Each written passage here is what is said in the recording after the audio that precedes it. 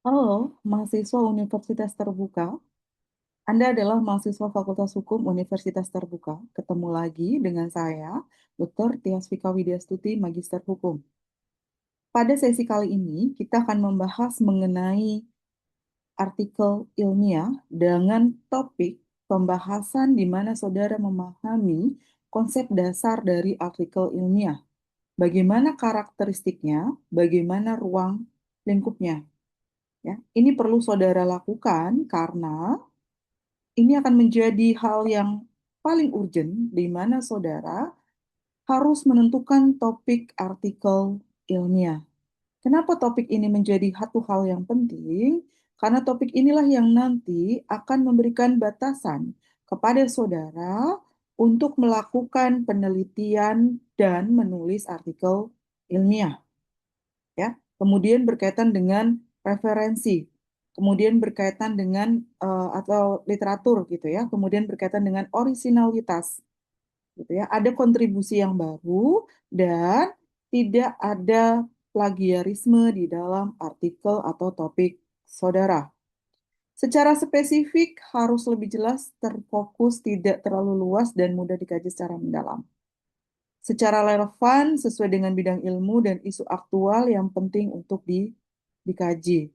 Ya, topik ini saudara harus menentukan di awal ya agar bidang ilmu bisa memberikan kontribusi kepada pembaca gitu ya. Topik ilmiah adalah gagasan utama yang spesifik, relevan, dapat diteliti secara orisinalitas, memberikan kontribusi pengetahuan bagi pembaca.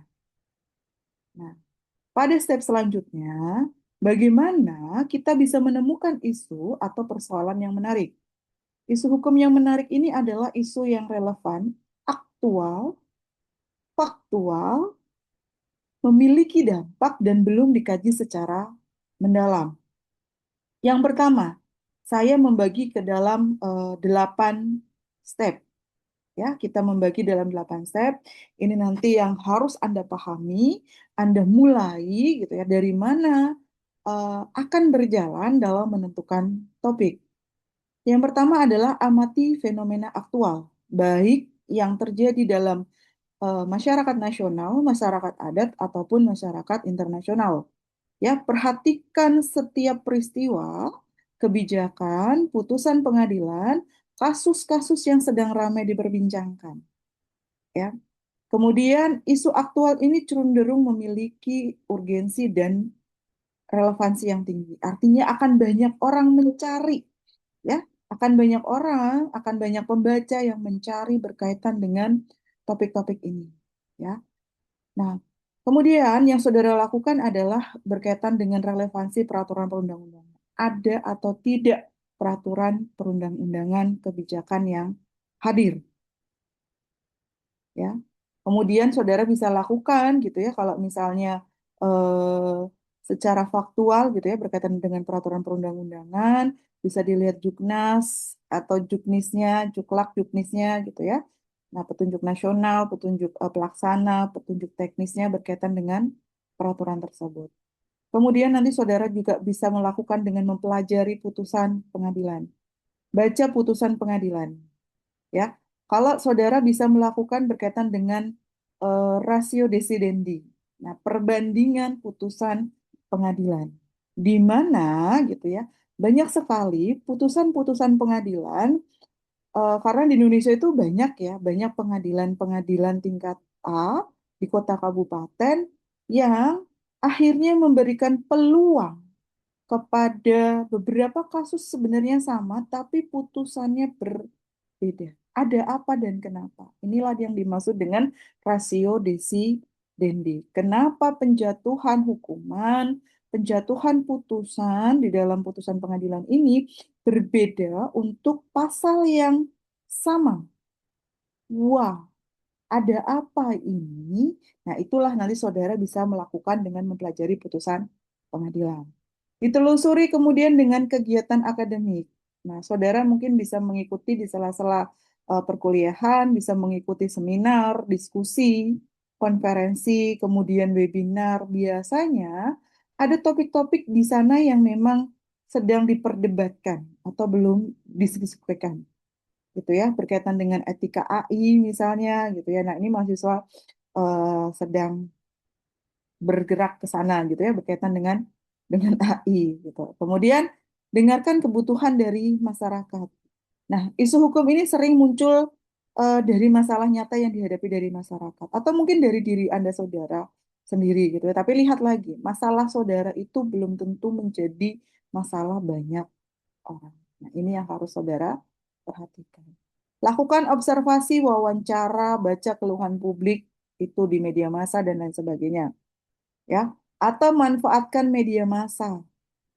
Nah, media massa, media berita, opini, kemudian artikel hukum baik cetak maupun online gitu ya. Nanti saudara bisa membaca, melihat di sela-sela perkuliahan, catat isu hukum yang sering muncul dan memiliki dampak terlalu luas. MBG bisa? Bisa, tapi hati-hati ya dalam menuliskan mengenai MBG. Ya, karena memang itu masih menjadi isu yang cukup hot untuk Indonesia saat ini. Kemudian gunakan literatur dan penelitian terdahulu. Selain hal-hal yang tadi, saudara juga bisa menggunakan gitu ya, menulis artikel ilmiah dengan metode studi literatur. Artinya banyak literatur-literatur yang digunakan untuk saudara tulis menjadi jurnal skripsi, tesis, disertasi, dan lain sebagainya. Selanjutnya yaitu saudara melakukan identifikasi masalah yang belum terselesaikan. Misalnya pengaturan hukum berkaitan dengan cryptocurrency di Indonesia. Ini belum selesai saudara karena peraturannya belum siap-siap juga. Gitu ya, masih di Bapepam dan Bapeti. Nah, masih peraturan pelaksana.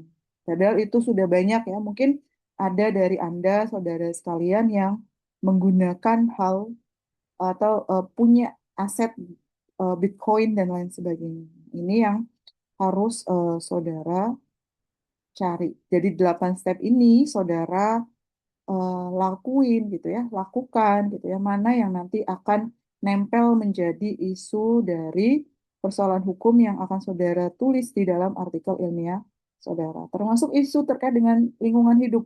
Nah, ini proses hilirisasi menjadi PR juga ya bagi negara Indonesia. Selanjutnya adalah berkaitan dengan karakteristik artikel ilmiah yang baik. Yang menjadi ketok pintu pertama adalah judul. Ya, pintu utama yang dilihat oleh pembaca itu adalah judul.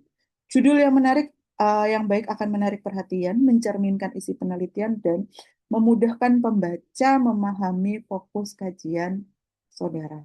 Nah, dari sini dilihat dari spesifikasi, mencerminkan isi penelitian, ringkas dan padat, secara akademik, informatif, menarik dan relevan, tidak menyesatkan, bebas dari kesalahan. Nah, tips menentukan judul yang baik adalah di mana saudara nanti berfokus gitu ya, berkaitan dengan penelitian Anda. Ya, gunakan kata kunci yang mencerminkan variabel atau inti dari permasalahan saudara. Judul yang baik adalah berkaitan dengan fokus dan spesifik, mencerminkan isi penelitian, ringkas, padat, dan informatif, bahasa akademik dan dia formal, jelas, dan tidak menyesatkan. Jadi hati-hati gitu ya. Artikel ilmiah bukan seperti artikel yang atau quotes yang saudara tulis di Instagram dan lain sebagainya. Atau bahasa kekiniannya adalah clickbait. Nah, ini yang harus saudara perhatikan gitu ya dalam menentukan karakter dari artikel yang baik. Nah, bagaimana sih mempersempit berkaitan dengan topik? Tadi ya saudara sudah banyak mengumpulkan referensi, saudara sudah mencari putusan pengadilan dan lain sebagainya. Kita persempit ruang lingkupnya sehingga fokus penelitian saudara ini lebih menelitinya lebih mendalam, gitu ya. Memang menulis artikel itu termudah adalah dari hasil penelitian. Ya, penelitian itu tidak harus di lapangan, bisa dilakukan secara kualitatif, literatur review. Oke. Kemudian pilih topik yang menarik, Kemudian identifikasi aspek atau subjek hukum tertentu. Ya, subjeknya saudara perhatikan. Batasi dari segi waktu, tempat, dan yurisdiksi. Nah, tentukan permasalahan yang spesifik karena rumusan masalah harus lebih spesifik sehingga fokus pada inti permasalahan yang saudara teliti. Perhatikan ketersediaan data dan literatur. Ya, ini yang paling utama. Saudara harus bisa mempertahankan berkaitan dengan literatur. Kalau literaturnya tidak ada, nah bagaimana kita mau menulis? Rumusan judul sementara lebih spesifik. Nah, batasi objek atau subjeknya. Misalnya berkaitan dengan perlindungan konsumen. Perlindungan konsumen yang apa?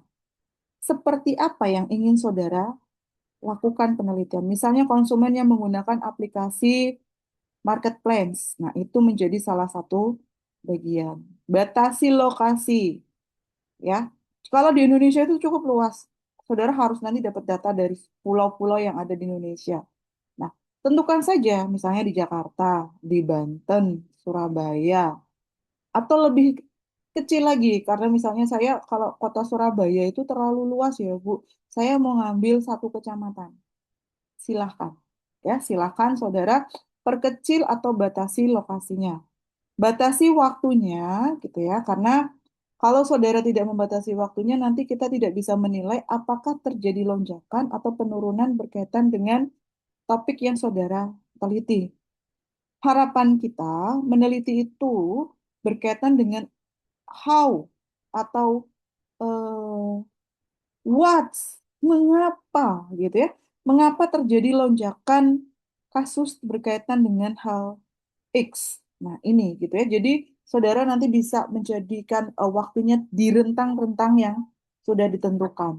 Gitu ya. Misalnya 2020 sampai 2024. Perlindungan konsumen menjadi hak konsumen atas informasi yang benar.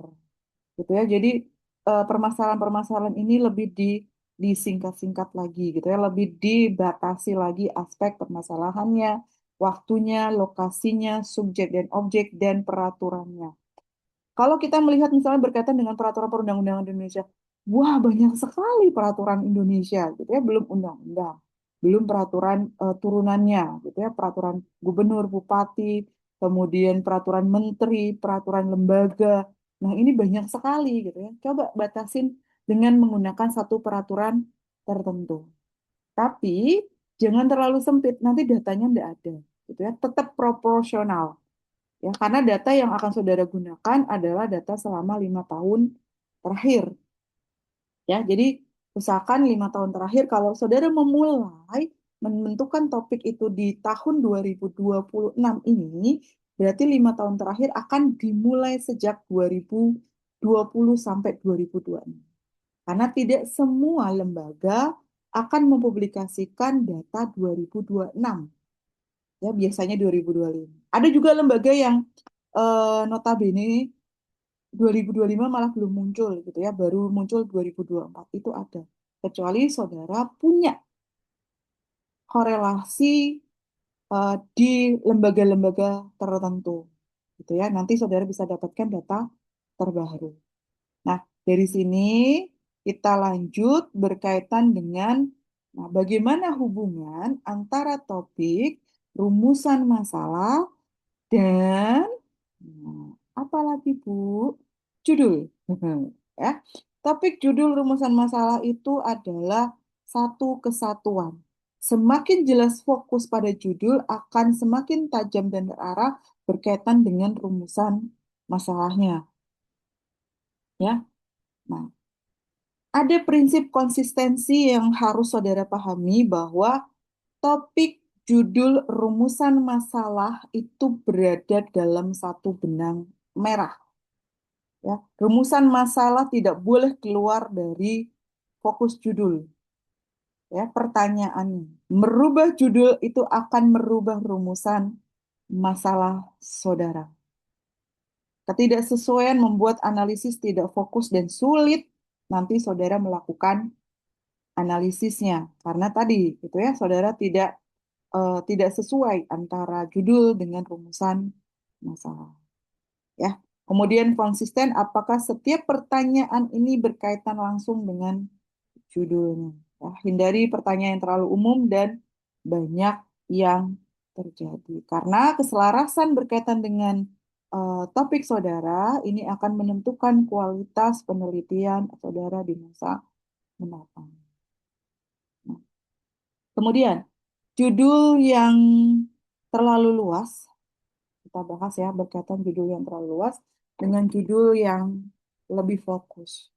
Saudara, ada judul yang luas dan ada judul yang lebih fokus. Nah, dalam layar kita sudah tersajikan berkaitan dengan beberapa, saudara bisa lihat perbandingan antara judul yang terlalu luas dengan judul yang lebih lebih fokus. Misalnya gitu ya, tindak pidana di Indonesia. Ini cukup banyak. Di awal sudah saya sampaikan, kalau saudara tertarik dengan hukum pidana, silahkan fokuskan kembali pidana apa yang akan saudara teliti, permasalahan apa. Misalnya, tindak pidana korporasi dalam kasus pencemaran lingkungan hidup. Nah, ini berbicara tentang tanggung jawab korporasi dan berbicara terkait dengan pencemaran lingkungan.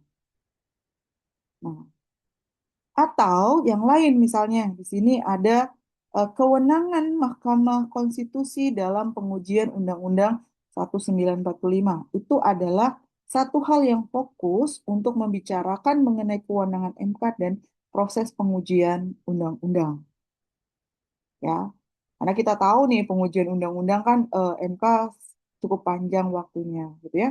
Apakah kewenangan ini sudah relevan baik dilaksanakan oleh MK? Nah, silakan nanti saudara berfokus di sana dan lain sebagainya, ya. Masih banyak topik-topik yang lebih luas, gitu ya. Jangan perlindungan anak yang bagaimana?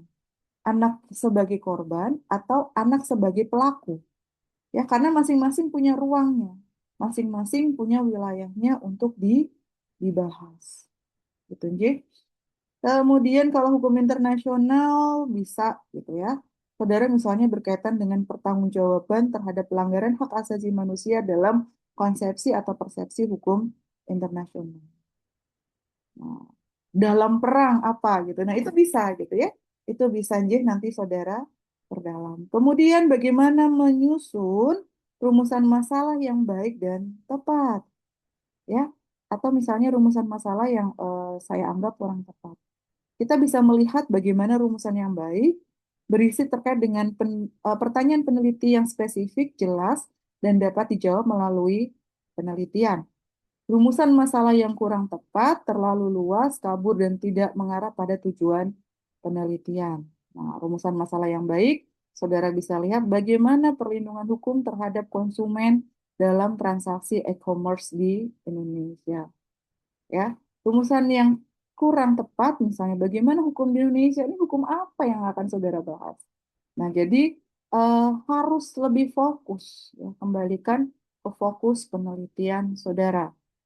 Ya, mulai dari topik isu yang menarik, identifikasi aspek variabel atau objek yang lebih spesifik. Kemudian nanti saudara bisa lanjutkan untuk mempersempit ruang, ya, ruang lingkup lokasi masalah dari subjek penelitian saudara, ya. Persempit pula gitu ya ruang-ruang lingkupnya gitu ya yang tadi dibahas. Kemudian rumusan dalam pembentukan pertanyaan, kemudian pastikan dapat dijawab dengan data dan metode yang sudah saudara pilih. Nah, ini yang saya minta pada saudara untuk bisa menyelesaikan atau sudah memahami mengenai metode penelitian hukum, ya, karena itu sangat bersinggungan. Data saudara sekunder ternyata dalam artikel saudara tertulis adalah menggunakan data empiris atau data primer. Nah, ini bahaya sekali gitu ya, bahaya sekali dalam proses penyajian nanti gitu, nggih. Nah, yang selalu saya lakukan dan ini saya sampaikan kepada saudara adalah menentukan checklist, menetapkan judul gitu ya, checklist artikel, apakah judul Anda sudah tepat, fokus, layak untuk diteliti.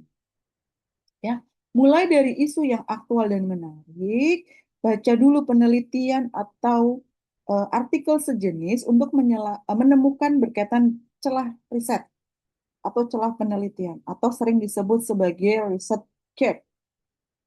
Diskusikan ide dengan dosen atau rekan sejawat saudara. Kemudian apakah gitu ya ini terlalu luas sehingga nanti saudara perlu memperkecil, mempersempit aspek, lokasi, objek ataupun periode penelitiannya. Nah, judul ini harus selaras dengan tujuan dan perumusan saudara buat. Kenapa sih harus menggunakan checklist? Karena di sini Anda ya bisa memanfaatkan checklist ini untuk bisa membuat judul atau memilih judul yang lebih tepat dan terarah, mengurangi resiko revisi judul yang berulang kali, membuat penelitian lebih fokus dan mudah dilakukan, menerbitkan kualitas dan peluang artikel yang diterbitkan di jurnal ilmiah. Dari judul yang tepat bisa menghasilkan artikel yang berkualitas. Jadi, aspek yang akan saudara cek misalnya gitu ya, apakah judulnya sudah spesifik, sudah fokus, apakah ini masuk relevansi akademik, artinya gitu ya. Ada hal-hal penelitian yang mungkin saudara anggap ini bisa masuk hukum, padahal penelitian ini tidak dalam ranah penelitian hukum. Nah, ini yang harus saudara waspadai. Kemudian kebaharuan atau novelty-nya, sumber datanya, dapat diteliti atau tidak secara ilmiah. Nah, dilanjutkan dengan minat dan kompetensi serta kejelasan berkaitan dengan informasi. Gitu, nggih. Kejelasan terkait dengan informasi, variabel aspek yang saudara teliti, nah, konteks batasan serta potensi berkaitan dengan kontribusi penelitian saudara. Ya. Demikian yang bisa saya sampaikan berkaitan dengan menentukan topik, rumusan masalah, dan nah, judul yang sesuai untuk mata kuliah ini. Dan selanjutnya saudara harus susun berkaitan dengan artikel ilmiah. Saya akhiri. Selamat siang. Wassalamualaikum warahmatullahi wabarakatuh.